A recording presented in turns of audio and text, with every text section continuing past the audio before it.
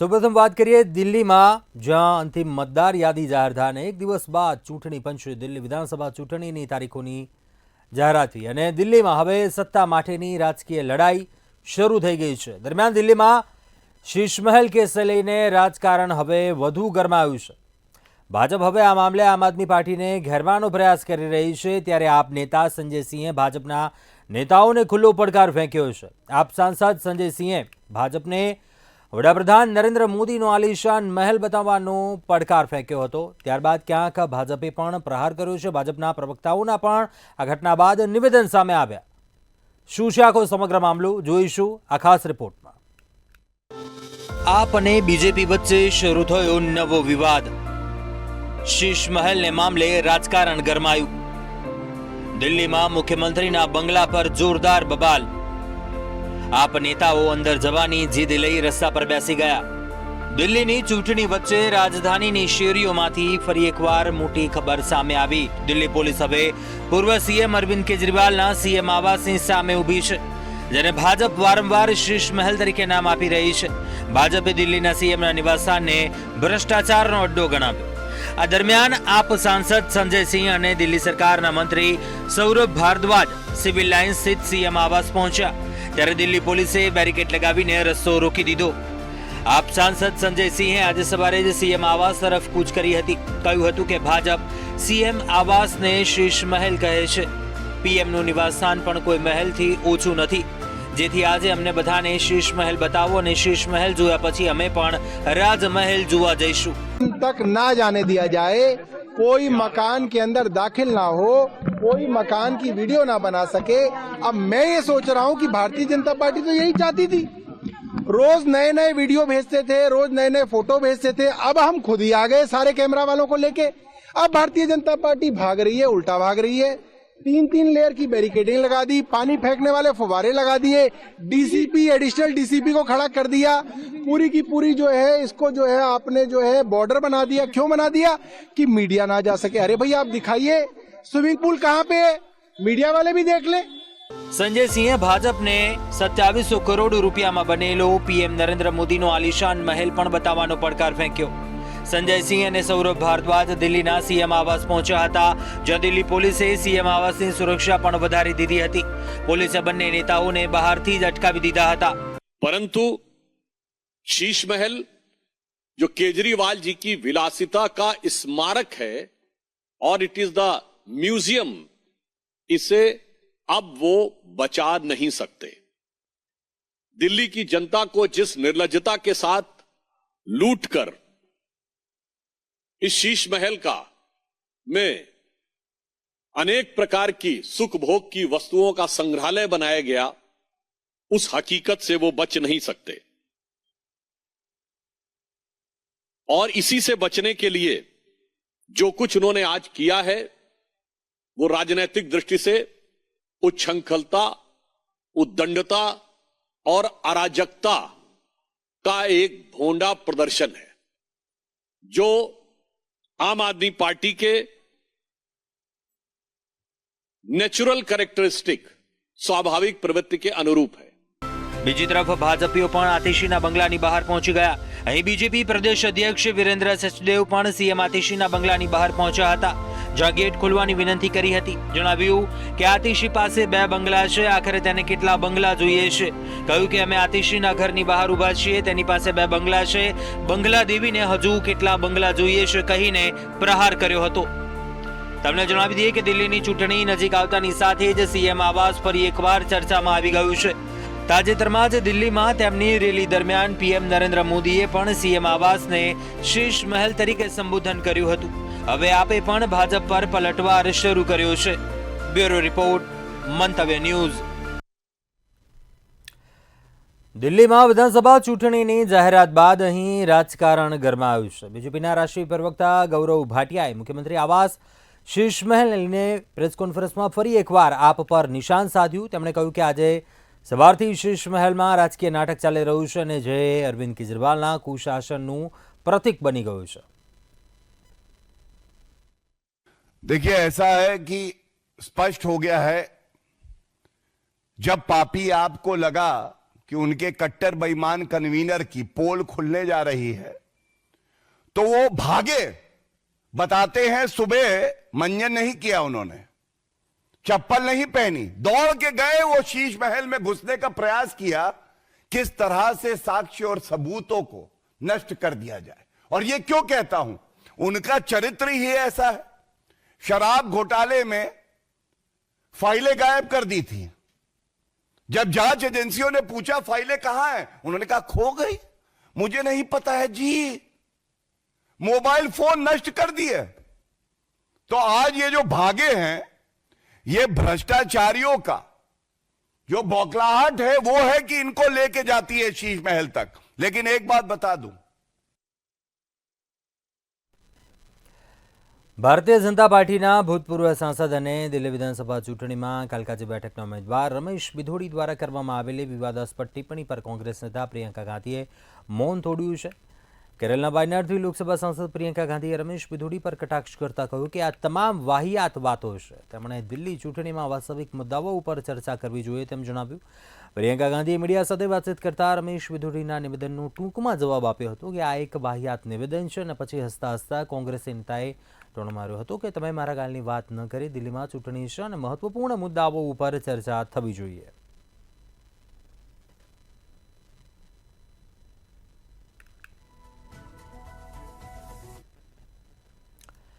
કેરળના એક મંદિરમાં હાથીએ અચાનક તોફાન મચાવી દીધું।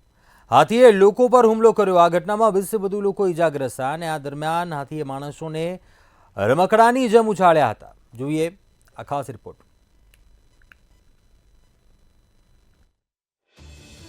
કેરળમાં મંદિરના ઉત્સવમાં હાથીએ તોફાન મચાવ્યું।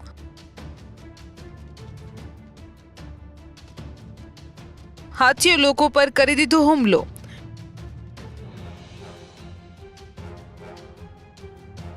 માણસોને રમકડાની જેમ ઉછાળ્યા।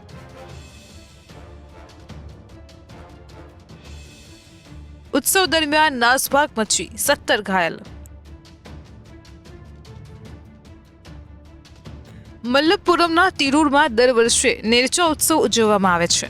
પલક્કડ જિલ્લામાં પટ્ટુંબી મસ્જિદ ખાતે હજારો લોકો ઉત્સવમાં ભાગ લે છે। બુધવારે પણ વધુ ભીડ જોવા મળી હતી। તહેવાર દરમિયાન 4 હાથી લાવવામાં આવ્યા હતા। ચારેય હાથીઓ એક લાઇનમાં ઊભા હતા, જોકે તેમની ઉપર એક મહાવત હતો। એક હાથી અચાનક આગળ દોડવા લાગ્યો। તે સમયે ઘણા લોકો હાથીની સામે ઊભા હતા। હાથી કાબુ બહાર જતા જ નાસભાગ મચી ગઈ હતી। લોકોમાં નાસભાગ મચી ગઈ હતી। આ દરમિયાન એક યુવકને હાથીએ સૂંઢથી પકડી લીધો હતો। હાથીએ યુવકને સૂંઢથી પકડીને હવામાં ફંગોળ્યો હતો। લોકો કંઈ સમજે તે પહેલા હાથીએ તે વ્યક્તિને ફંગોળીને દૂર પટક્યો હતો, જો કે બાદમાં મહાવતે હાથીને કાબૂમાં લીધો હતો।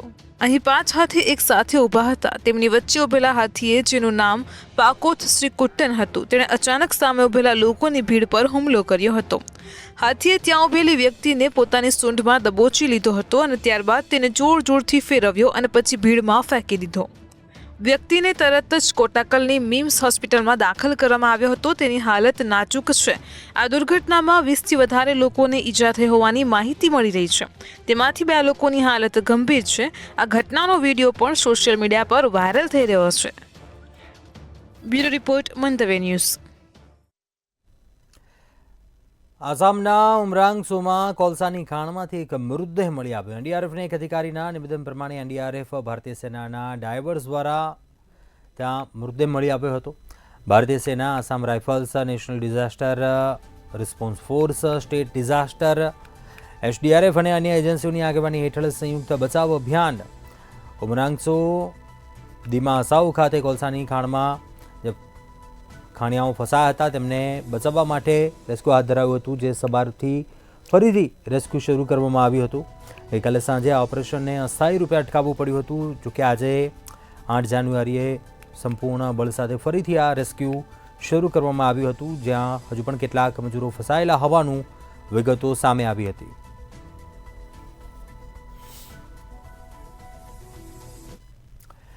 ઉત્તર ભારતમાં તીવ્ર ઠંડીએ લોકોનું જનજીવન અસ્તવ્યસ્ત બનાવી દીધું છે। દિલ્હી, એનસીઆર, ઉત્તર પ્રદેશ, રાજસ્થાન, બિહાર સહિત ઘણા રાજ્યોમાં ઠંડીને કારણે સામાન્ય જનજીવન પ્રભાવિત થયું છે। પહાડી રાજ્યોમાં તાપમાનમાં સતત ઘટાડો થઈ રહ્યો છે, તો કાશ્મીરમાં રાતભર હિમવર્ષા બાદ તાપમાનમાં ફેરફાર થયો છે. રાજધાની દિલ્હીમાં છેલ્લા અઠવાડિયાથી ગાઢ ધુમ્મસની સાથે કાતિલ ઠંડી અને ધુમ્મસ જોવા મળી રહ્યું છે. સોમવારે દિલ્હીના કેટલાક વિસ્તારોમાં હળવા વરસાદ બાદ ઠંડીમાં વધારો થયો છે. હવામાન વિભાગના જણાવ્યા પ્રમાણે દિલ્હીમાં ગાઢ ધુમ્મસ જોવા મળી શકે છે. મહત્તમ તાપમાન 20 ડિગ્રી અને લઘુત્તમ તાપમાન 6 થી 7 ડિગ્રી રહી શકે છે. આઈએમડીએ 11 અને 12 જાન્યુઆરીએ ગાજવીજ સાથે વરસાદની પણ આગાહી કરી છે. તો હવામાન વિભાગે 24 કલાકની અંદર પૂર્વીય યુપીના ઘણા જિલ્લાઓમાં વરસાદ અને કરા પડવાની ચેતવણી જારી કરી છે. તે જ સમયે 10 જાન્યુઆરીથી એક નવું વેસ્ટર્ન ડિસ્ટર્બન્સ સક્રિય થઈ રહ્યું છે, જે ઉત્તર પ્રદેશના હવામાનને અસર કરશે, જેને કારણે 11 અને 12 જાન્યુઆરીએ ઉત્તર પ્રદેશના ઘણા વિસ્તારોમાં ગાજવીજ સાથે વરસાદ પડી શકે છે. જ્યારે આઈએમડીએ આવતીકાલે હરિયાણા, પંજાબ, રાજસ્થાન, ઉત્તર પ્રદેશ અને મધ્યપ્રદેશમાં ઠંડા દિવસની ચેતવણી જારી કરી છે. હિમાચલ પ્રદેશ, રાજસ્થાન, પંજાબ, હરિયાણા, ઉત્તર પ્રદેશમાં ધુમ્મસનું ઓરેન્જ એલર્ટ જારી કરાયું છે. આ સિવાય પણ અરુણાચલ પ્રદેશમાં ગાજવીજની ચેતવણી આપવામાં આવી છે.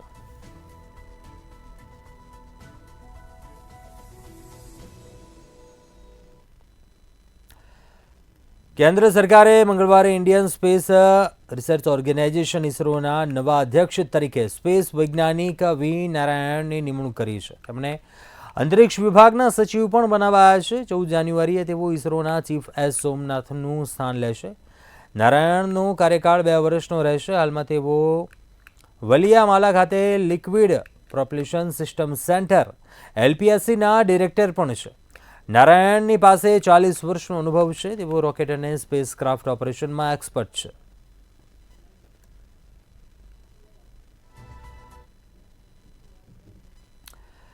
અમેરિકાના નવા ચૂંટાયેલા રાષ્ટ્રપતિ ડોનાલ્ડ ટ્રમ્પ સતત કેનેડાને અમેરિકાના 51માં રાજ્ય તરીકે સંબોધતા જોવા મળે છે. આટલું જ નહીં, ઘણી વખત તેમણે જસ્ટિન ટ્રુડોને 51માં અમેરિકન રાજ્યના ગવર્નર પણ કહ્યા છે. અને ટ્રમ્પની ક્યાંક આ ટિપ્પણીઓ બાદ જસ્ટિન ટ્રુડો અને કેનેડાના વિદેશ મંત્રીના નિવેદનો પણ સામે આવ્યા છે. શું છે આખો સમગ્ર મામલો, જોઈશું આ ખાસ રિપોર્ટમાં. ટ્રમ્પે ફરી કેનેડાને બનાવી દીધું અમેરિકન સ્ટેટ. ભડકી ઉઠ્યા કેનેડિયન નેતાઓ. ટ્રમ્પે સોશિયલ મીડિયા એકાઉન્ટ પર 2 મેપ શેર કર્યા.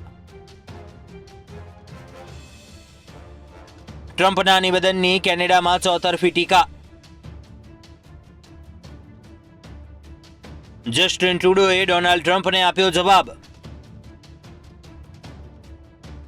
અમેરિકાના નવા ચૂંટાયેલા રાષ્ટ્રપતિ ડોનાલ્ડ ટ્રમ્પ હાલમાં હાઇપર એક્ટિવ મોડમાં છે. શપથ લેતા પહેલા જ પોતાના એજન્ડા પર કામ કરવાનું શરૂ કરી દીધું હોય તેમ લાગી રહ્યું છે. તેમના ઈરાદા સ્પષ્ટ છે કે તેઓ કેનેડાને અમેરિકાનું 51મું રાજ્ય બનાવવા માટે મક્કમ છે. આ અંગે તેમણે હવે 2 નકશા પણ સોશિયલ મીડિયા પર શેર કર્યા હતા.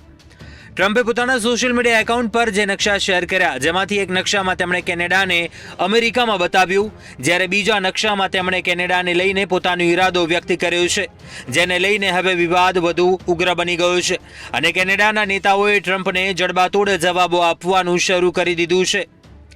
કેનેડા વિશે સતત નિવેદનો આપી રહેલા ટ્રમ્પને જસ્ટિન ટ્રુડોએ પ્રથમ વખત જવાબ આપ્યો છે. રાજીનામાની જાહેરાત કરનાર કેનેડાના પીએમ ટ્રુડોએ જણાવ્યું કે કેનેડા અમેરિકાનો હિસ્સો બનવાની કોઈ શક્યતા નથી. તેમણે કહ્યું કે એ વાતની કોઈ સંભાવના નથી કે કેનેડા યુનાઇટેડ સ્ટેટ્સનો હિસ્સો બની જાય. જસ્ટિન ટ્રુડોએ ટ્વીટ કર્યું કે અમેરિકાનો હિસ્સો કેનેડા બનશે તેવી કોઈ શક્યતા નથી. જણાવ્યું કે બંને દેશોના કર્મચારીઓ અને સમુદાયો એકબીજાના સૌથી મોટા વેપાર અને સુરક્ષા ભાગીદારો છે અને બંનેને તેનો લાભ મળે છે. ઉલ્લેખનીય છે કે ટ્રુડો ગયા મહિને તેમના અમેરિકા પ્રવાસ દરમિયાન ટ્રમ્પના ફ્લોરિડાના નિવાસસ્થાન પર મારે લાગો પહોંચ્યા હતા, જ્યાં ટ્રમ્પ અને ટ્રુડોએ સાથે ડિનર કર્યું હતું. અને આ ડિનર બાદ ટ્રમ્પે સોશિયલ મીડિયા પોસ્ટ કરી હતી. જણાવ્યું કે કેનેડાના ગવર્નર જસ્ટિન ટ્રુડો સાથે ડિનર કરીને આનંદ થયો. હું જલ્દીથી જ ગવર્નરને ફરીથી મળવા માંગીશ. અમે ટેરિફ અને ટ્રેડ પર અમારી ચર્ચા ચાલુ રાખીશું. તેના પરિણામો ઉત્તમ રહેશે. ટ્રમ્પની આ પ્રતિક્રિયા બાદ સવાલ ઉઠાવવા લાગ્યા હતા કે ટ્રમ્પે ટ્રુડોને ગવર્નર કેમ કહ્યા. ટ્રમ્પે ડિનર દરમિયાન ટ્રુડોને ઓફર કરી હતી કે કેનેડાએ અમેરિકાનું 51મું રાજ્ય બની જવું જોઈએ. બ્યુરો રિપોર્ટ, મંતવ્ય ન્યૂઝ. અમેરિકાના ચૂંટાયેલા રાષ્ટ્રપતિ ડોનાલ્ડ ટ્રમ્પે પેલેસ્ટિયન ઉગ્રવાદી જૂથ હમાસને 20 જાન્યુઆરી પહેલા બંધકોને મુક્ત કરવાની ચેતવણી આપી છે. મંગળવારે મીડિયા સાથે વાત કરતા ટ્રમ્પે જણાવ્યું હતું કે જો 20 જાન્યુઆરી પહેલા ઇઝરાયલમાંથી અપહરણ કરાયેલ બંધકોને છોડવામાં નહીં આવે તો તે હમાસ માટે સારું નહીં હોય. સાચું કહું તો તે કોઈના માટે સારું નહીં હોય. ટ્રમ્પે હમાસને ઘણી વખત બંધકોને મુક્ત કરવા કહ્યું છે. 20 જાન્યુઆરીએ ડોનાલ્ડ ટ્રમ્પ અમેરિકાના 47મા રાષ્ટ્રપતિ પદના શપથ લેશે અને કતારમાં બંધકોને મુક્ત કરવા મામલે ઇઝરાયલ અને હમાસની લીડરશિપ વચ્ચે વાતચીત ચાલી રહી છે. આ અંગે પણ ડોનાલ્ડ ટ્રમ્પે કહ્યું કે હું કોઈ પણ વાટાઘાટોને નુકસાન પહોંચાડવા નથી માંગતો, પરંતુ જો હું શપથ લીધા પહેલા બંધકોને મુક્ત કરવા પર કોઈ સમજૂતી નહીં થાય તો મિડલ ઇસ્ટમાં વિનાશ થશે, બધું ખતમ થઈ જશે. મારે બીજું કંઈ કહેવાની જરૂર નથી, પણ આ જ થશે.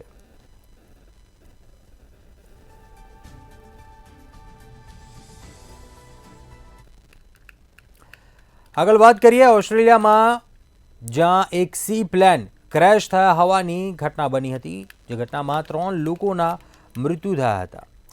મૃતકોમાં પાયલટ અને સ્વિટ્ઝરલેન્ડ અને ડેનમાર્કના 2 પ્રવાસીઓનો પણ સમાવેશ થાય છે. આ દુર્ઘટનામાં અન્ય 3 લોકો ઘાયલ થયા હતા. અધિકારીઓએ આજે આ ઘટનાની જાણકારી આપી હતી. પર્થથી લગભગ 30 કિમી પશ્ચિમમાં લોકપ્રિય પર્યટન સ્થળ રોટનેસ્ટ આઇલેન્ડ નજીક આ પ્લેન ક્રેશ થઈ ગયું હતું. ત્યારે આ વિમાનમાં કુલ 6 પ્રવાસીઓ સવાર હતા. આ દુર્ઘટના વેકેશન માણવા આવેલી ભીડની સામે બની હતી, જેમાં ટાપુ ઉપર બાળકો સાથે જ્યાં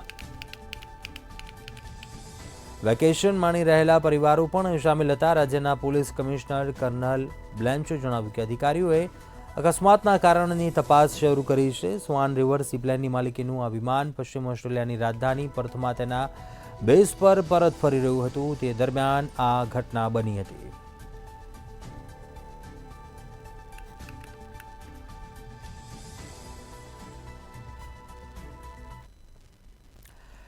દક્ષિણ કેલિફોર્નિયામાં ભીષણ આગની ઘટના બની. લોસ એન્જલસના દરિયાકાંઠા વિસ્તારમાં આગે વિકરાળ સ્વરૂપ ધારણ કર્યું હતું. 1262 એકરમાં આ વિકરાળ આગ ફેલાઈ હતી. પેસિફિક પેલિસેડમાં શક્તિશાળી પવનોને કારણે આગ ફેલાઈ હતી. પવનની ગતિ પણ વધારે જોવા મળી હતી અને તેને જ કારણે આગે વિકરાળ સ્વરૂપ ધારણ કર્યું હતું. માત્ર 6 કલાકમાં 30,000 લોકોનું સ્થળાંતર કરવામાં આવ્યું હતું, જ્યારે 10,000 ઘરોને તાત્કાલિક ખાલી કરાવવામાં આવ્યા હતા. લોસ એન્જલસ શહેરમાં ઇમરજન્સી જાહેર કરવામાં આવી હતી.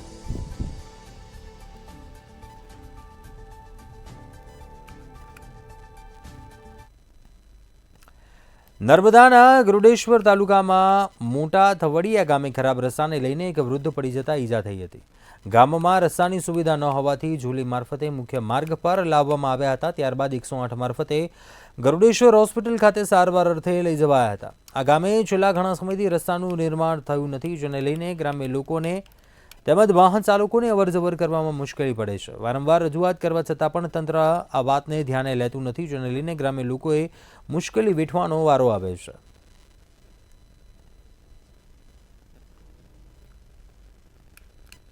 દાહોદના દેવગઢ બારિયામાં દીપડો કૂવામાં પડ્યા હોવાની ઘટના બની હતી. ટીડકી ગામે રાત્રિના સમયે કૂવામાં દીપડો ખાબક્યો હતો. ગ્રામ્યજનો દ્વારા વન વિભાગને જાણ કરવામાં આવી હતી. વન વિભાગની ટીમને જાણ થતાં જ ટીમ ઘટના સ્થળે પહોંચી હતી. આરએફઓ સહિતનો સ્ટાફ સ્થળ પર પહોંચ્યો હતો. વન વિભાગે કૂવાને ગોળણ કરી ગ્રામ્યજનોને દૂર કર્યા હતા.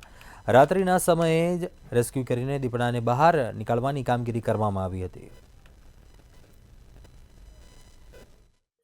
આજરોજ મોજે ટીડકીના ભરતભાઈ કલાભાઈના માલિકી સર્વા નંબરની બાજુમાં આવેલ અવાવરૂ કૂવામાં કૂતરાની પાછળ દોડતા વન્ય પ્રાણી દીપડો કૂવામાં ખાબકેલ છે અને જેનું રેસ્ક્યુ મહેરબાન નાયબ વન સંરક્ષક શ્રીના માર્ગદર્શન હેઠળ અને લોકોને કોઈ જગ્યાએ અવરજવર ન કરવા તેમજ આજુબાજુ ન રહેવા તેમજ એઓના ઘરોને બહારના બંધ રાખી રાત્રે રહેવા અને ત્યારબાદ રેસ્ક્યુની કામગીરી હાથ ધરવામાં આવશે.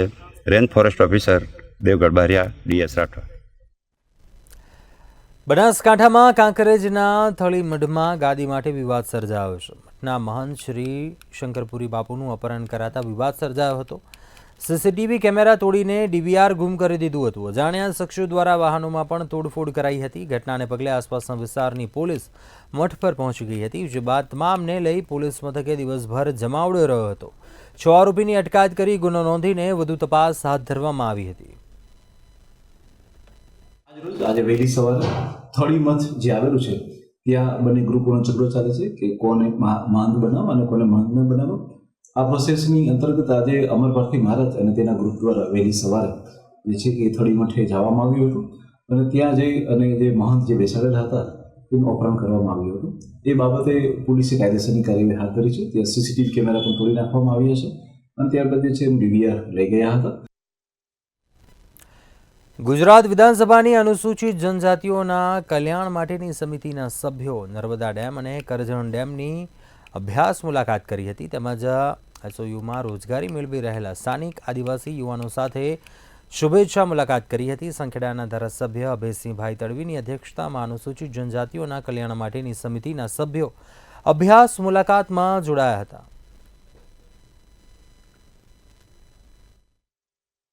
ધારાસભ્યો સાથે આ કમિટીની સાથે અહીંયા ડેમની મુલાકાત લીધી. અધિકારીઓ સાથે જે બાકી કામ હતું એ અમારા ધારાસભ્યશ્રી સાથે એના ચર્ચા પણ કરી. જે બાકી કામો છે તે વહેલી તકે થાય, ટેન્ડર લેવલે જે હોય તે, પણ વહેલી તકે ખેડૂતોને પાણી મળે એવી કમિટીએ નોંધ લીધી છે. પંચમહાલમાં ગુંદી તાલુકો બનાવવાના વિરોધમાં વિવાદ સર્જાયો. કાલોલ ભાજપના ધારાસભ્ય ફતેહસિંહ ચૌહાણ દ્વારા ગુંદી તાલુકો અલગ બનાવવાની માંગણી કરાઈ છે. ધારાસભ્ય ફતેહસિંહ ચૌહાણ દ્વારા ગુંદી તાલુકો અલગ બનાવવાની માંગણી સામે વિરોધ દેખાઈ રહ્યો છે. આ વિરોધમાં 25 ગામના લોકોએ ગોધરા જિલ્લા કલેક્ટર કચેરીએ પહોંચ્યા હતા.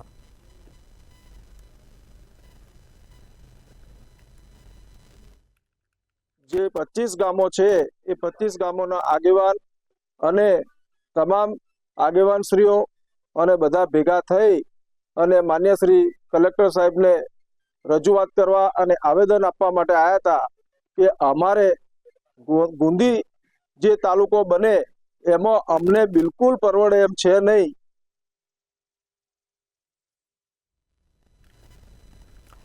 ગીર સોમનાથના ઉના તાલુકામાં માનવ પર વન્ય પ્રાણીના હુમલાની ઘટના સામે આવી. એલપુર ગામે 53 વર્ષીય મહિલા ખેતરે જતા હતા ત્યારે સિંહે હુમલો કર્યો હતો. ગંભીર ઇજાઓ પહોંચતા ઉના સારવાર અર્થે ખસેડાયા હતા. ગરાળ ગામે ઘરમાં સૂતેલ મહિલા પર દીપડાએ હુમલો કરી ઇજા પહોંચાડી હતી. સમગ્ર મામલે વન વિભાગ દ્વારા સિંહ અને દીપડાને પાંજરે પૂરવાની કવાયત હાથ ધરાઈ હતી.